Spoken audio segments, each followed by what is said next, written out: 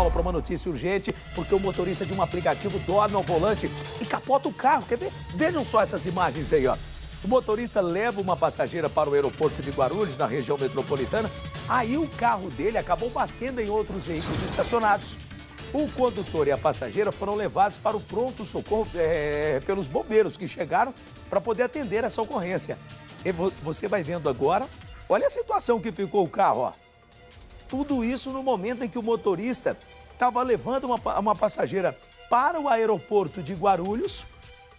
E lá no aeroporto de Guarulhos, no caminho para o aeroporto de Guarulhos, ele dormiu. Meu nome é Ednardo, eu falo de Belo Horizonte, sou aluno do curso de Gestão de Serviços de Saúde da UFMG e eu estou fazendo esse vídeo com o objetivo de mostrar aos colegas da disciplina da OPEI, Oficina de Projetos, Empreendedorismo e Inovação, a importância da gente debater esse tema e mostrar para a sociedade que ao a gente trazer essas ideias aqui para a discussão, a gente pode estar salvando vidas. Vocês acabaram de assistir aqui uma breve reportagem de um motorista de aplicativo que dormiu ao volante e sofreu um acidente. A reportagem que vocês vão ver a seguir ela é ainda mais chocante e impactante. Ela mostra uma passageira, na verdade duas passageiras, uma que quebrou o nariz e a outra que teve cicatrizes na testa, também por conta de uma motorista que cochilou ao volante e também ocasionou o acidente. Mas antes da gente ver a próxima reportagem, eu quero te trazer aqui, te propor uma reflexão, pois nós estamos num momento no Brasil onde está se discutindo a regulamentação da profissão de motorista de aplicativo.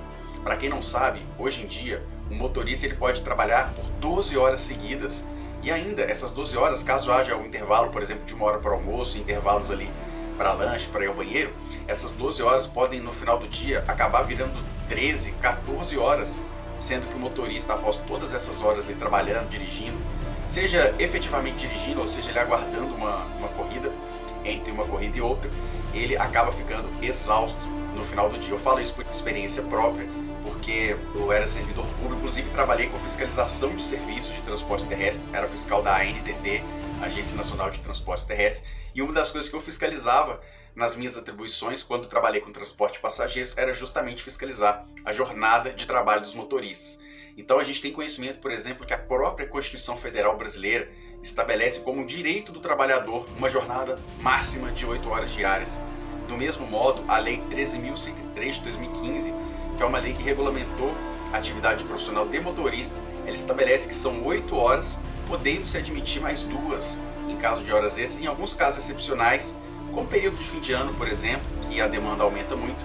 Aí sim, nesses casos excepcionais, o motorista até poderia trabalhar 12 horas, mas rotineiramente, por questões de segurança, de acordo com a própria legislação brasileira e a Constituição Federal, esse tempo deveria ser limitado. Eu posso citar aqui também as convenções trabalhistas de outras categorias de motoristas profissionais que limitam em 42 horas semanais a jornada dos motoristas.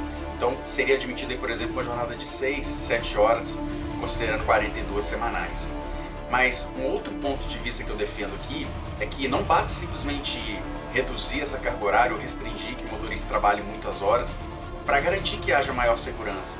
Quando você remunera melhor esse motorista, você tende a fazer com que ele trabalhe menos, porque ele já está ganhando ali um dinheiro suficiente, então ele trabalha ali 6, 7, 8 horas no máximo e vai embora para casa porque já trabalhou o suficiente. Gente, a gente está falando aqui de uma profissão que quando você passa ali de 6, 7, 8 horas ao volante, você já começa a ter um cansaço, tá? Então, por questões de segurança, eu defendo essa ideia de que sim, que tem que reduzir a quantidade de horas de um motorista no volante, porém você tem que remunerar melhor esse motorista. E uma outra questão que eu coloco aqui também é a questão das comissões que as empresas de aplicativo, em especial a Uber no caso, ela cobra dos motoristas. Para quem não sabe, a Uber ela chega a cobrar até 40% de comissão do motorista nas viagens. Gente, 40% é quase metade do valor da viagem, sendo que é o motorista que assume todos os custos da operação, combustível, manutenção, pneu, seguro. Eventualmente, se acontecer um furto, como já aconteceu comigo, é o motorista que tem que arcar com aquela despesa. Já aconteceu comigo várias vezes também de passageiro sujar o meu veículo de urina, de gorfo, ou seja, um bebezinho vomitou no meu veículo, e também de cerveja, e eu não fui reembolsado em nenhum centavo. Então isso é um absurdo, e já ouvi relatos também de passageiros que sujaram o veículo de outros motoristas com fezes, e infelizmente isso acaba causando ali um prejuízo não só pela despesa com a limpeza, mas o motorista ele fica parado, o que gera também uma despesa de lucro cessante. Então eu quero te convidar para você assistir agora um vídeo muito impactante que mostra um acidente onde as passageiras machucaram seriamente porque o motorista dormiu ao volante. Então, pensando nisso, eu trago aqui também como solução um projeto que é o livro Anti-Uber, que é um livro onde eu conto as minhas histórias, que são histórias que eu vivi aqui nesse quase um ano trabalhando como motorista aplicativo. E além de trazer as histórias, eu trago ali também uma crítica ao processo de uberização do trabalho, que é essa nova forma que as empresas encontraram de explorar a mão de obra sem se preocupar tanto aí com o bem-estar, a saúde e a qualidade de vida dos motoristas. Parece que o que importa é somente o lucro e nós brasileiros, como país soberano que somos, não podemos admitir que isso aconteça. Então, eu te convido a assistir mais um trechinho agora da próxima reportagem para você tomar consciência do que eu estou falando. Preste atenção nessa reportagem. Duas amigas saem para curtir a noite. Na volta para casa, elas chamam um carro de transporte por aplicativo. No meio do trajeto, uma delas percebe que a motorista cochilou. O acidente acontece. Nossa equipe conta essa história para você agora, põe no ar. Aquela noite tinha tudo para ser perfeita. Bianca e a amiga capricharam no look e na maquiagem. Tiraram fotos, fizeram vídeos, aproveitaram bastante. Mas tudo isso, infelizmente, ficou só na lembrança. O que as jovens sentem hoje é... arrependimento de ter saído de casa. Tava feliz, eu tava curtindo com as minhas amigas. Nunca ia imaginar que ia acontecer isso. Mas agora só me dá arrependimento de ter saído naquele dia.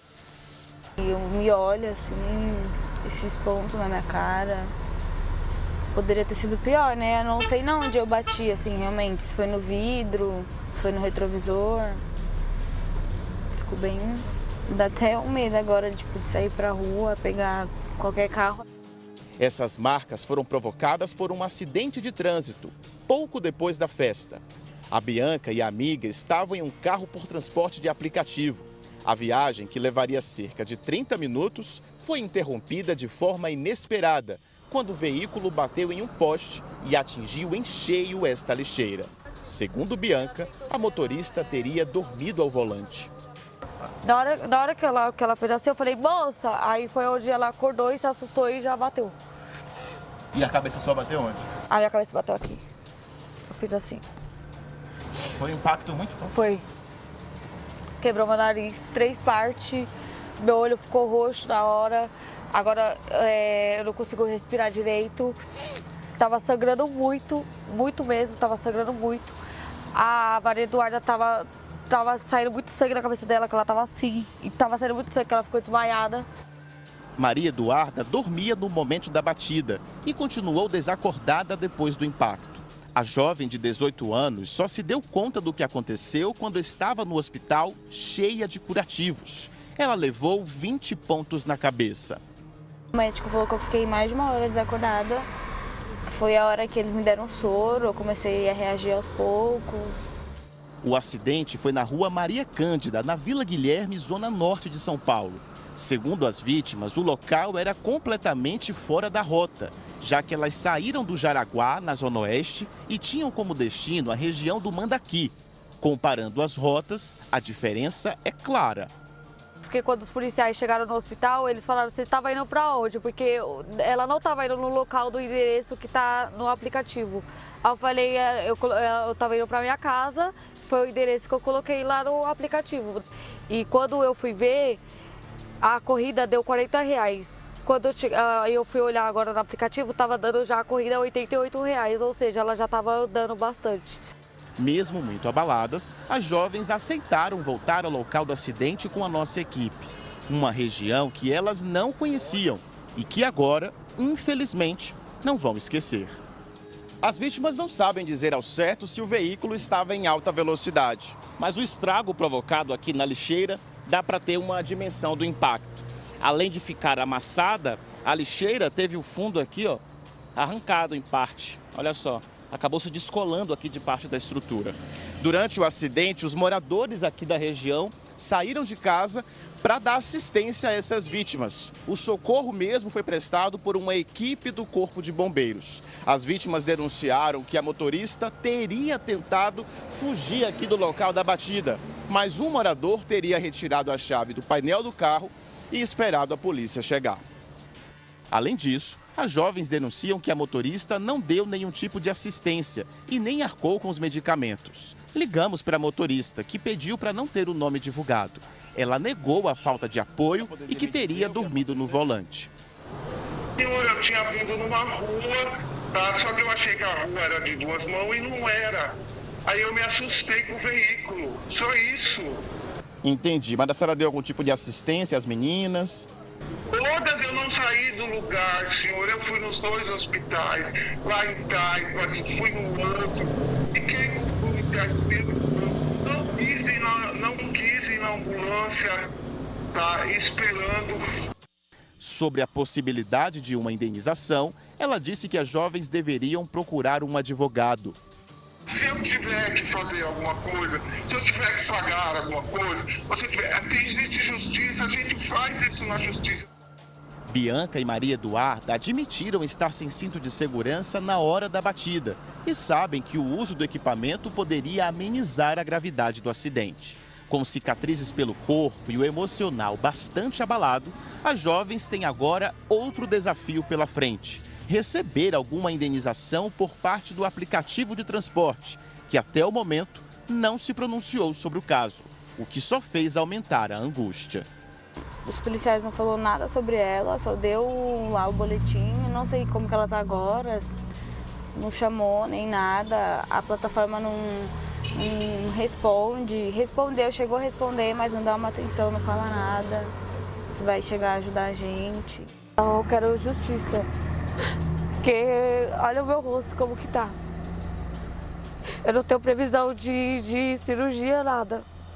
Eu não consigo respirar, eu como comida, eu não sinto o gosto da comida, porque meu nariz está quebrado. Eu não consigo nem sair na rua. Dá vergonha, sei lá. Meu Natal, que eu pensei que eu ia passar o Natal com a minha família feliz, eu não vou nem conseguir passar o Natal, nem viajar, nem nada. Eu posso passar o Natal no hospital ou esperar ainda depois do ano virar para me fazer cirurgia. Gente, que coisa, né, Renato? É difícil. Agora, tem esse detalhe que não ficou esclarecido, o detalhe do cinto. Isso é muito Você importante. pode ver que o ferimento das duas é o rosto, cabeça. Elas foram jogadas para frente com a batida no poste. Agora, a motorista falou, você viu o que a motorista disse? Arruma um advogado. Eu acho que nem precisava arrumar um advogado. Se ela tem condição, ela vai, vou ajudar vocês, eu ajudo vocês. Vai ter que fazer plástica, vai ter que cirurgia plástica, vai ter que fazer algumas coisas. Eu ajudo, porque ela está errada, ela deu uma piscada. E é aquela velha história que eu ouvi há muitos anos. Se você tá viajando, se você está trabalhando, para. Eu paro. Para, dorme meia hora. Meia hora, 40 minutos você dorme, volta, vai lá, lava o rosto e segue em frente. Eu paro porque eu tenho medo. Quando eu sinto sono, eu paro, acho um posto, acho uma delegacia, eu paro, porque eu tenho medo. Eu não arrisco, eu não arrisco. Olha, só para você entender isso, tá? Porque foi algo que a gente falou hoje. O aplicativo usado pelas vítimas enviou uma nota para a nossa produção e a gente agradece a resposta. Mas vamos lá agora para explicar o que eles disseram. Eles disseram que lamentam profundamente o caso. Informaram que no dia 18 de novembro, dia seguinte ao acidente, conseguiram contato com a mãe de uma das vítimas, onde foram oferecidas orientações sobre a cobertura e o acionamento do seguro contra acidentes pessoais disponível aos usuários. A empresa disse ainda que está à disposição das autoridades. Portanto, a empresa está dizendo que deu um retorno, que conversou com elas, que falou como acionar o seguro. Então, eu acho que vale, viu, Cláudia, viu, Renato? Acho que vale a gente voltar nesse assunto depois, a partir desta nota, para explicar como isso funciona, até para ajudar outras pessoas que eu acho que não sabem disso. Então, assim, se tem um seguro, se tem esse tipo de cobertura, a gente tem que mostrar agora para as pessoas como utilizar isso. Eu, por exemplo, não sabia. Então, agora dá para entender por que a motorista falou assim, elas têm que arrumar um advogado. Quem tem que fazer esse trabalho é um advogado. Então, vamos lá. Então, acho que agora é importante a gente fazer uma outra reportagem sobre isso. Fica aqui. Eu acho que é um serviço que a gente vai prestar aos usuários dos transportes, dos aplicativos de transporte. Tá legal? Então é isso, é sobre regulamentar de uma forma adequada a atividade profissional dos motoristas de aplicativo para transporte de passageiros sobre veículos de 4 rodas. É sobre isso que trata aí também o projeto de lei número 12 de 2024, que está tramitando lá na Câmara dos Deputados.